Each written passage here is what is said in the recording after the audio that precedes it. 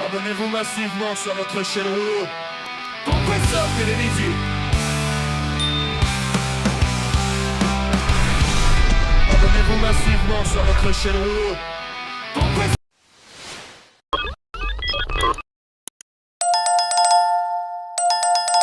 Magazine parcours de grand avec le journaliste Nestor Hilo sur la chaîne Teur. Rouleau compresseur Iridium. Bienvenue chers téléspectateurs, vous êtes nombreux partout ailleurs en train de suivre notre chaîne YouTube Rouleau Compresseur TV. Je suis Nestor Hilo dans ces premiers numéros Parcours des grands. Pour la journée d'aujourd'hui, nous recevons pour vous, avec nous aujourd'hui, Maurice Mwamba Ntumba. Avec lui, nous allons parler bel et bien de son parcours professionnel depuis son enfance jusqu'au jour d'aujourd'hui. Vous le savez tous, chaque personne a son histoire et chaque personne a une idée subjective, une opinion subjective aussi qui peut enrichir, influencer aussi les autres afin d'emboîter aussi les pas. Et vous le savez, pour la province du Kassai central, nous avons plusieurs personnalités politiques. Nous avons plusieurs politiques aussi, comme je venais de surligner. Nous avons aussi les cadres universitaires et plusieurs professionnels. Nous avons choisi aujourd'hui de commencer ces premiers numéros d'actualité et surtout des parcours des grands avec Maurice Mwamba Ntumba. Avec lui, il va répondre à plusieurs questions. D'abord, son nom, qui est Maurice Mwamba Ntumba, et comment il a pu passer ses études universitaires, bien qu'il a bien sûr surligné quelques opinions subjectives. Et en synthèse, vous le savez, c'est un portrait professionnel que nous allons recevoir, bien sûr, Maurice Mwamba Ntumba. C'est de lui qu'il s'agit et bien sûr, nous allons parler de lui et nous allons éclairer quelques opinions subjectives. Et nous savons tous que la chaîne YouTube est bien sûr l'initiative de votre jeune Thomas Mukonga, c'est lui qui est encore à la réalisation. Moi c'est Nestor Hilo. À tout à l'heure, vous allez suivre en direct partout où vous êtes. Vous êtes à Kinshasa, la capitale congolaise, vous êtes à Chikapa, vous êtes en Mbujimayi, vous êtes à Mouena du tout, partout ailleurs à Goma.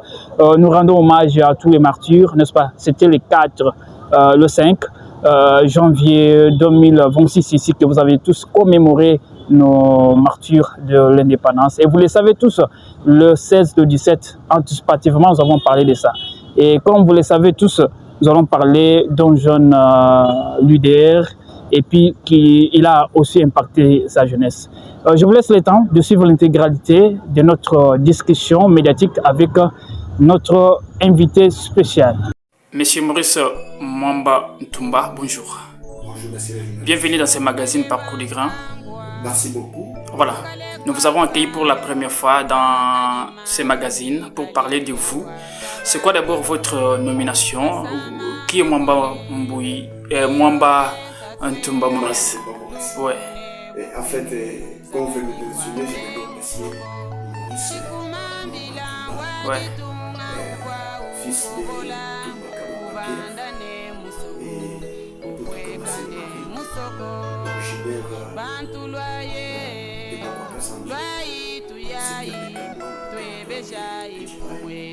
Voilà, Monsieur Maurice, pouvez-vous nous parler de vous d'une manière brève?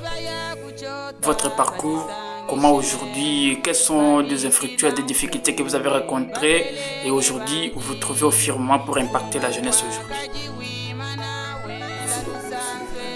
Si je vais parler de mon parcours, je n'ai pas encore un parcours exceptionnel, mais je sais que en tant que jeune, j'ai fait d'abord mes études primaires à Katoubé, dans le territoire de Djibaï. Les humanités au lycée et les filles se passent à Canada. Actuellement, je suis vice-président du conseil provincial de la jeunesse du Kassai central à la Chambre de finances. Et aussi président des jeunes sacrificateurs et des plus évangéliques des sacrificateurs et les riches. Je pense, après mes études supérieures, bien entendu, au sein de l'Institut supérieur de développement rural de Tchipachi, ISDR, communication régionale, j'ai d'abord commencé à travailler comme agent de la division commerciale qui gère l'enfant et famille au bureau d'études et planification. Je pense de 2013 à 2015. Alors en 2016, j'ai commencé à travailler comme secrétaire exécutif au sein de l'association des femmes engagées pour le développement afin une organisation féminine qui fait la promotion des droits des femmes de la province de Kasaï centrale. Et je crois que c'est là, j'étais en train de me rechercher bien entendu. Je ne voudrais pas toujours me focaliser sur un métier ou sur un poste. J'ai intégré également l'enseignement des sciences de santé au sein de l'Institut d'enseignement médical état IEM, se trouvant derrière l'hôpital général. Je crois que c'était en 2017 ans toujours. Je suis toujours là comme enseignant. Bien entendu, j'ai commencé comme enseignant en temps partiel, mais au fur et à mesure on a constaté une performance, le conseil pédagogique et le comité de gestion a jugé nécessaire de m'admettre comme étant enseignant. Je crois que 2017 à mon jour, je ne suis pas limité par là. Lorsque je finis mes études universitaires, j'ai pensé d'abord à créer une structure dénommée l'IDBH, entendu par là locataire uni pour le développement et la défense des droits sénégalais. Donc une organisation qui fait la promotion des droits des locataires et des bailleurs aussi, puisque après les événements de triste mémoire du grand chef Daniel Sapé en 2016-2017, on avait constaté un taux élevé de locataires et surtout les femmes, parce que leurs maris avaient succombé pendant ces mouvements ne vous rendez compte. Alors on a constaté que beaucoup de locataires étaient vraiment méprisés, discriminés, maltraités par les bailleurs. Voilà pourquoi en 2016 nous avons jugé nécessaire de créer avec l'accompagnement de mon collègue que j'ai salué en passant, l'ingénieur Abel, lui aussi qui travaillait comme expert du ministère du plan de la province du Kasaï centrale. Alors nous avons mis en place cette organisation qui devait acheter au quartier pour le développement et la défense du droit humain pour assurer bien entendu la défense des droits des locataires. Alors après cela, monsieur le journaliste, je ne suis pas limité. J'ai essayé d'intégrer l'ONG CPO, entendu par la République du peuple opprimé, non loin du bureau provincial de la semaine. J'ai rencontré certains cadres qui m'ont demandé de travailler comme étant formateur. Et je pense que CPO avait un contrat avec Fonds social pour assurer la formation des bénéficiaires qui travaillent dans le projet STEP dans la composante qui est, je crois, en 2020. Nous avons assuré cette formation.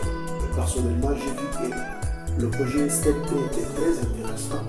Il fallait vraiment l'intégrer. Et je crois, en 2022, j'ai fait mon entrée dans cet établissement public de l'État pour occuper le poste d'un expert en sauvegarde environnementale et sociale, PFS. Beaucoup appellent ce poste-là point focal environnemental et social. Nous avons été déployés, bien entendu, en Lekisha, dans le territoire de Kazuma, ici à Kassasa. Nous avons travaillé pendant 6 mois après notre évaluation. Nous avons satisfait avec mon ancien conseil, ce qui nous a donné la chance de continuer et travailler maintenant jusqu'en 2023. Là, nous étions à Bileba, dans la commune de toujours. Et puis, nous sommes allés à Chimala. Puis, nous sommes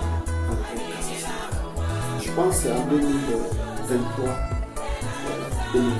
lorsque le chef de l'État était venu ici, avec l'avènement du projet PERIC, notamment par le projet d'urgence et de résilience urbaine, un projet qui travaille beaucoup plus dans le cadre de la vie entière aussi.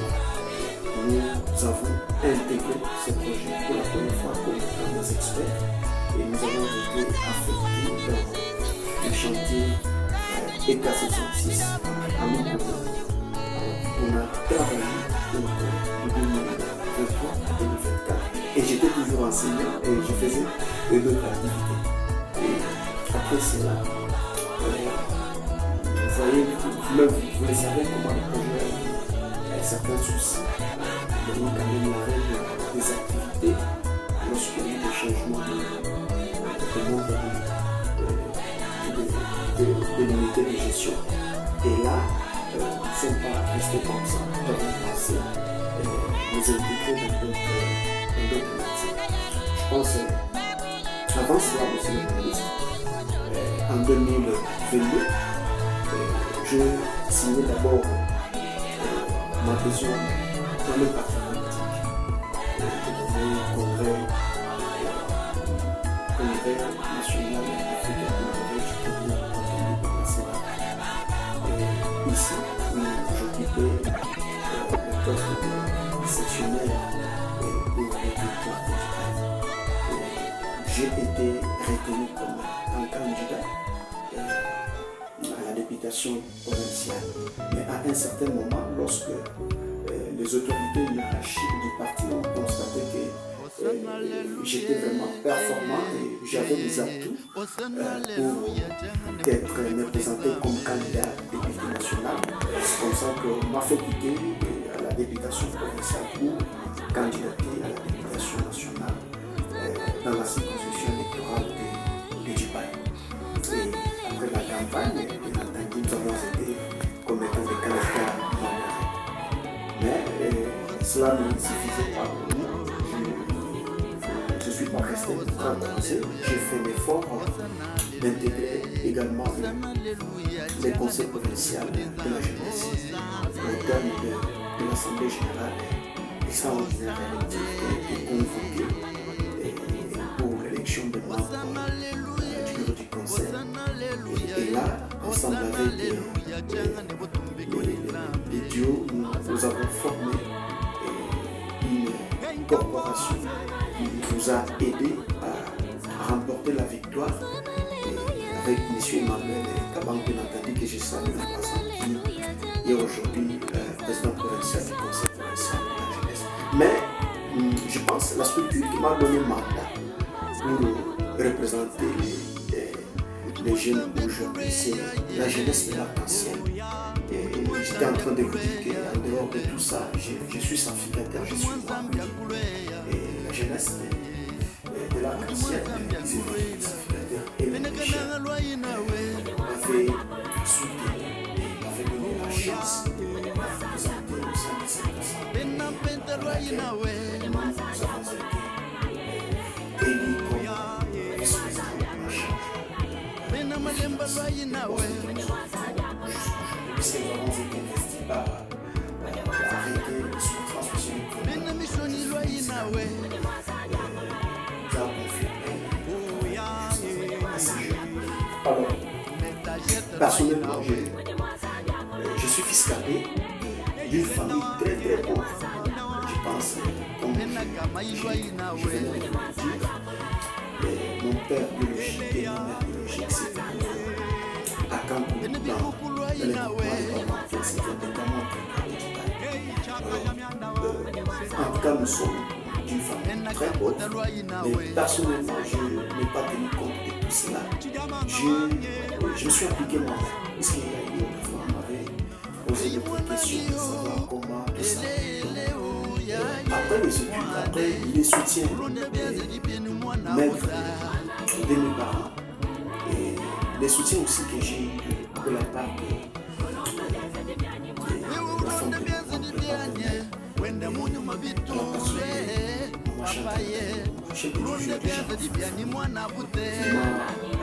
Aidé c'est elle que j'ai beaucoup plus considérée comme étant mentor. Parce que personnellement, quand j'ai fini mes études humanitaires au lycée en chimie biologie, j'estimais poursuivre la médecine à l'école. Mais j'ai essayé d'analyser le niveau de revenus, le moyen de mes parents. J'ai trouvé que c'était vraiment insignifiant, ce qui me permettrait même pas de pouvoir terminer les études. Mais entre-temps, comme j'étais toujours sous ses bras, et me faisait toujours intéresser les projets, ma part en tout cas, si vous allez faire la planification des projets, au niveau de notre vision en tout cas, on aura une facilité de pouvoir soumettre dans des projets que des partenaires et ça. Là, je suis inscrit dans cette dynamique. Je suis venu inscrit l'ancien secrétaire exécutif de la CENI, M. Gourgout, qui a pris mon dossier, qui m'a amené à lister personnellement. Je ne savais pas quelle liste c'était. Et là, j'ai gouvernement les goûts des projets. J'ai trouvé que travailler dans des projets et surtout comme acteur du développement, en tout cas, c'était très intéressant. J'ai les goûts du développement communautaire et par là, j'ai intégré autant de structures de développement. J'ai commencé à citer l'association des engagés de développement en fait. Je suis allé au CPO du peuple populaire. J'ai travaillé avec Mme Nathalie dans le cadre du projet JAT, par la justice et l'autonomisation de engagés des filles. Donc c'est un projet qui m'a également aidé, motivé à pouvoir poursuivre les aventures.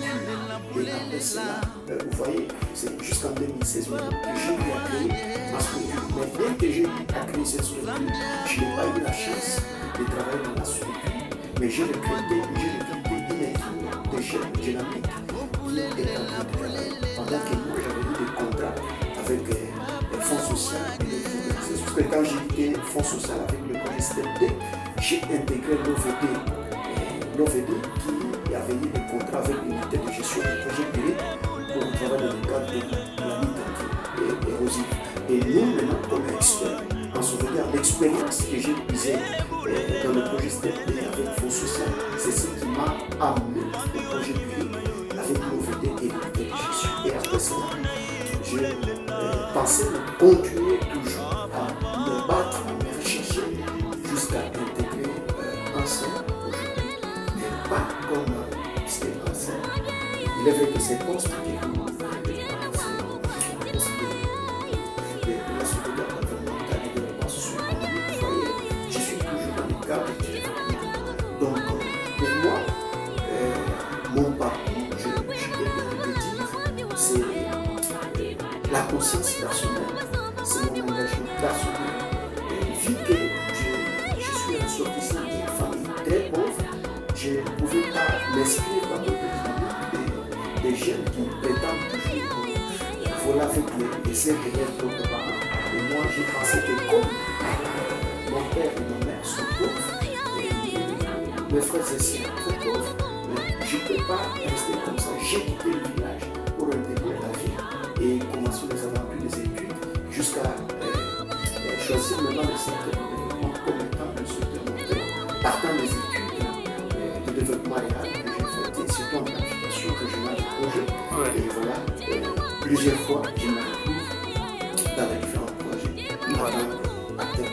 Voilà, peu importe les efforts, il y a quelques difficultés que vous avez rencontrées. Ce n'était pas facile d'atteindre toujours les objectifs qu'on venait de surligner, très encourageant quand même. Et si possible, y a-t-il quelques difficultés que vous avez rencontrées pour atteindre l'objectif? Exactement, merci le juriste.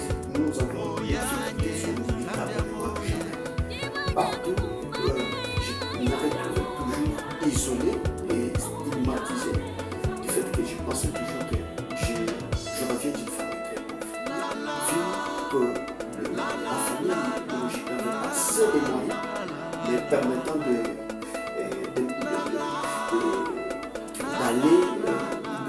d'accomplir mes ambitions, mais je faisais toujours un temps de tendre le main à l'initiative de mon grand frère, mes parents, tout ça ne suffisait pas. Parfois j'étais découragé, je demandais, vous tendez la main, on vous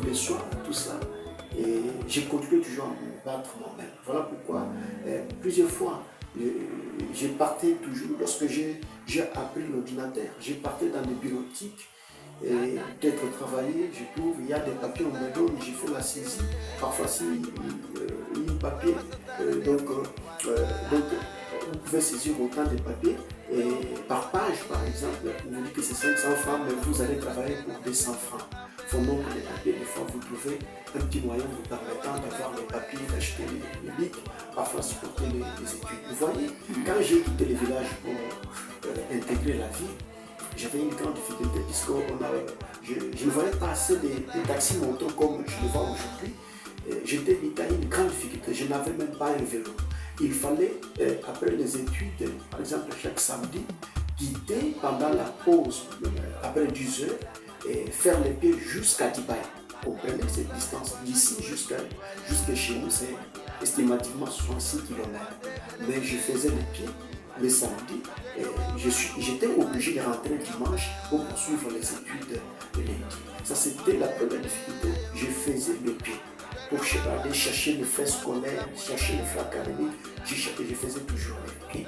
Parfois, la pluie me surprend en cours de route et puis je passe nuit en route, peut-être en restaurant ou dans des vérandas de privés et pour rentrer à Cannes. Donc, c'était une grande difficulté. La grande difficulté, je vous dis que c'est le manque de moyens de finances. Monsieur Maurice, avec ces difficultés, vous avez pu surmonter.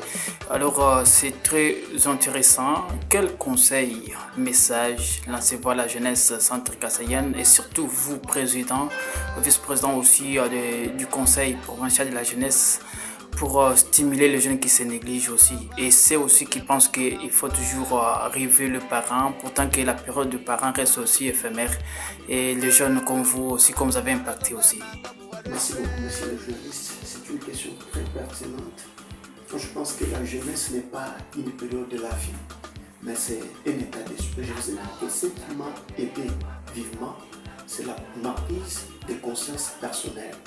J'ai dit que dans la vie, il faut vraiment être indépendant, autonome. Le fait là de dépendre de X, Y, Z, des fois demain ou après-demain, il y aura toujours les sentiments de déception. Voilà pourquoi il ne faut pas, donc à la jeunesse, de ne pas compter sur les aides de nos parents, ne pas compter sur les moyens des parents. Il faut compter sur vous-même. Comme moi personnellement, je n'ai pas tenu compte de mes parents, je n'ai pas tenu compte de X, Y, Z, mais j'ai pensé me battre moi-même jusqu'à arriver à ce que je suis. Ce que je suis aujourd'hui, je peux dire, je n'ai pas encore gagné la vie, mais je continue toujours à me rechercher, à me battre. Donc la jeunesse du Kassa central, en particulier de la République démocratique en général, doit penser qu'il faut toujours se mettre au travail. Quitter dans la délinquance juvénile, dans la paresse et puis dans la difficulté.